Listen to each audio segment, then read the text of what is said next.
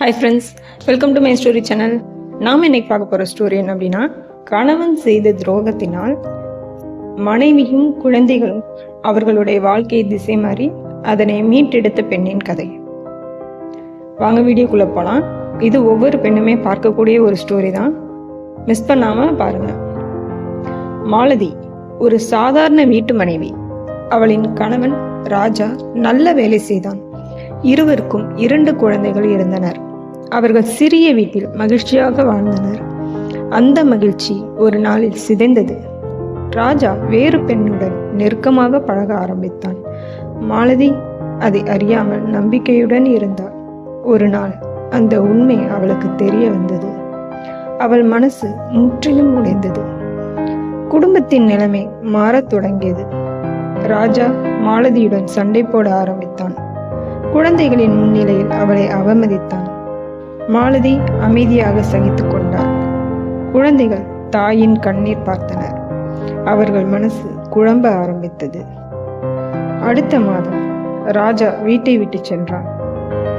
அவனுடன் வாழ்ந்த பெண்ணிடம் தங்கிவிட்டான். மாலதி தனியாக குடும்பத்தை நடத்த வேண்டியது வந்தது. வீட்டு வாடகையும் செலவுகளும் அவள் மீது விழுந்தது. குழந்தைகள் பயந்தும் அழுதும் இருந்தனர். மாலதி வேலைக்கு போக வேண்டிய நிலை ஏற்பட்டது. அவள் தையல் செய்து சிறிது வருமானம் ஈட்டினாள். அது வீட்டு செலவுக்கு போதவில்லை. குழந்தைகளுக்கு உணவு குறைந்தது. அவள் பசி தாங்கி குழந்தைகளுக்கு மட்டுமே கொடுத்தாள். பள்ளிக்கூட கட்டணம் செலுத்த முடியவில்லை. ஆசிரியர்கள் குழந்தைகளை அடிக்கடி எச்சரித்தனர். அவர்கள் படிப்பில் கவனம் இழந்தனர். வீட்டில் சண்டையும் துயரமும் நிலவியது. மாலதியின் மனம் வலித்தது. குடும்பத்தினர் உதவி செய்யவில்லை. உன் கணவன் போனான், நீயே பார்த்துக்கொள் என்றார். அவள் தனிமையில் போராடினாள். குழந்தைகள் கிழிந்த உடையில் வாழ்ந்தனர். அவர்களின் சிரிப்பு மங்கிவிட்டது. ராஜா வந்து குழந்தைகளை சந்திக்கவில்லை. அவன் மாலதியை முழுமையாக மறந்துவிட்டான். அந்த பெண்ணோடு புதிய வாழ்க்கை வாழ்ந்தான். குழந்தைகள் அப்பா எங்கே என்று கேட்டனர்.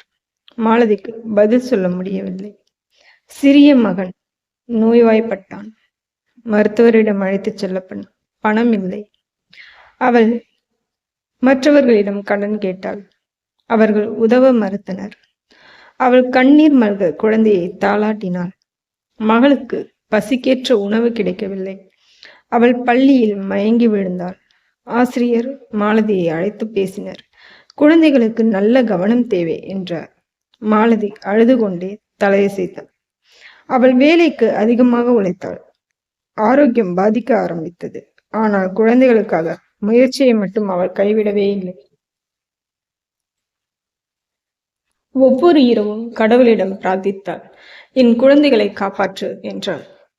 அருகில் உள்ள சமூக சேவை அமைப்பு உதவியது. அவர்கள் உணவு மற்றும் புத்தகங்கள் கொடுத்தனர். குழந்தைகள் மீண்டும் சிரிக்கத் தொடங்கினர். ஆனால் அப்பாவின் நினைவு அவர்களை வாட்டியது. மாலதியின் மனம் இன்னும் கனந்திருந்தது. ஒரு நாள் ராஜா திடீரென வந்தான். அவனது கண்களில் மது இருந்தது. அவன் பணம் கேட்டான். மாலதி கொடுக்க மறுத்தாள். அவன் கோபத்தில் குழந்தைகளை திட்டினான். குழந்தைகள் தந்தையை பயந்தனர். அவர்கள் தாயின் பின்னால் ஒளிந்தனர். ராஜா அவளை தள்ளிவிட்டு சென்றான். அந்த காட்சி அனைவரின் மனதில் பதிந்தது. மாலதி மீண்டும் சிதைந்தாள். அடுத்த சில மாதங்கள் கடினமாக இருந்தது. கடன்கள் அதிகரித்தன. மாலதி உடல்நிலை பாதிக்கப்பட்டது. ஆனால் குழந்தைகளை விடாமல் தாங்கினார். அவர்கள் அவளை நம்பிக்கையாக பார்த்தனர். குழந்தைகள் சிறிது சிறிதாக வளர்ந்தனர். அவர்கள் தாயின் துயரை உணர்ந்தனர். நாங்கள் படித்து உன்னை காப்போம் என்றனர். மாலதியின் கண்களில் கண்ணீர் வந்தது. அது ஆனந்த கண்ணீர். அவள் அவர்களை அணைத்து கொண்டாள். ராஜா மீண்டும் குடும்பத்தை பார்க்கவில்லை. அவன் தனது வாழ்க்கையில் மூழ்கினான். அவன் துரோகம் ஒரு குடும்பத்தை அழித்தது. குழந்தைகள் தந்தையின்றி வாழ பழகினர். மாலதி அவர்களுக்கு தாய் தந்தையுமானாள்.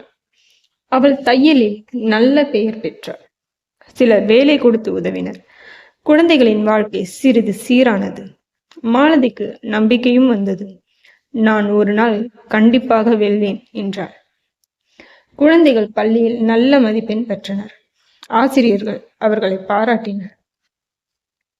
மாலதிக்கு பெருமை ஏற்பட்டது. அவள் குழந்தைகளுக்கு உற்சாகம் அளித்தாள். அவர்கள் வாழ்வில் ஒளி பிறந்தது. கடந்த துன்பங்கள் மறைக்கப்படவில்லை, ஆனால் அவை வலிமையாக மாற்றின. மாலதி இன்னும் வலிமையானவளானாள். குழந்தைகள் கனவுகளை தேடினர். அவர்கள் தாயின் தியாகத்தை நினைத்தனர். அருகிலுள்ள ஊர் மக்கள் மாலதியை மதித்தனர். இவ்வளவு வலிமை கொண்ட பெண் என்றனர். அவள் தன் வாழ்வின் கதை பலருக்கு பாடமாகியது. குழந்தைகள் அவளை முன்மாதிரியாக கொண்டனர். அவர்கள் உறுதியுடன் படித்தனர். ஒரு நாள் பள்ளியில் பரிசளிப்பு விழா நடந்தது. மாலதியின் மகள் முதல் பரிசு பெற்றாள். அவள் மேடையில் தாயை அழைத்தாள். என் அம்மாதான் என் ஹீரோ என்றாள். மாலதியின் கண்களில் ஆனந்த கண்ணீர் பெருக்கெடுத்து ஓடியது.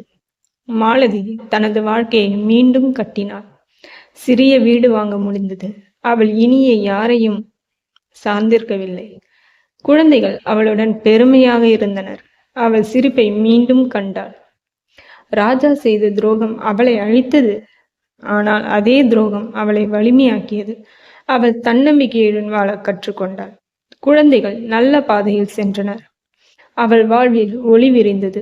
இறுதியில் மாலதி உணர்ந்தாள், கணவனின் துரோகம் என் உலகத்தை சிதைத்தாலும் என் குழந்தைகளின் பாசம் என்னை மீண்டும் எழுப்பியது. அவள் சிரித்தாள். குழந்தைகள் கழித்தனர். ஒரு குடும்பம் துயரத்திலிருந்து வெற்றி கண்டது. என்ன நேயர்களே, நம்மளுடைய இந்த ஸ்டோரி உங்களுக்கு பிடிச்சிருக்கும்னு நினைக்கிறேன். நம்மளுடைய இந்த ஸ்டோரி உங்களுக்கு பிடிச்சிருந்ததுன்னா லைக் பண்ணுங்க, கமெண்ட் பண்ணுங்க, சப்ஸ்கிரைப் பண்ணுங்க. ஒரு சின்ன மெசேஜ், கணவர் துரோகம் பண்ணிட்டாங்கன்றதுக்காக எந்த பெண்களும் தற்கொலை பண்ணிக்கணும், இல்லை நம்ம வாழ்க்கை போயிடுச்சு அப்படின்னு யோசிச்சுட்டு உட்கார்றத விட, நமக்காக நம்ம வயிற்றுலேருந்து வந்த அந்த வெளி உலகத்தை பார்த்த அந்த குழந்தைங்களுக்காக வாழ்றதும் வாழ்க்கை தாங்க. அதை மறந்துடாதீங்க. தேங்க்யூ.